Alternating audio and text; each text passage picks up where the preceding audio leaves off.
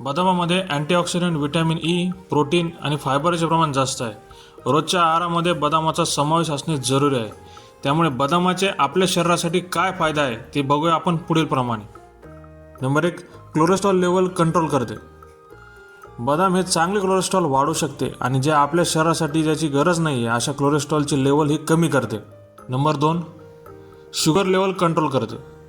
बदामामध्ये मॅग्नेशियम असल्यामुळे रक्तामधील sugar level ही control होते.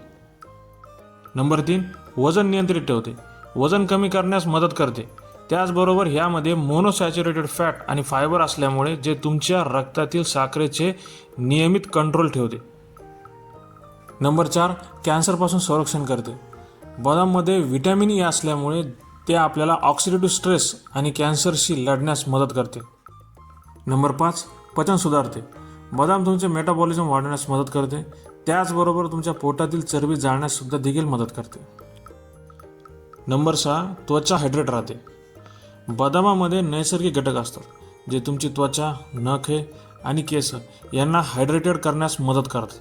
व्हिडिओ आवडला असेल तर नक्की लाईक करा, शेअर करा आणि चॅनलला सबस्क्राईब करा.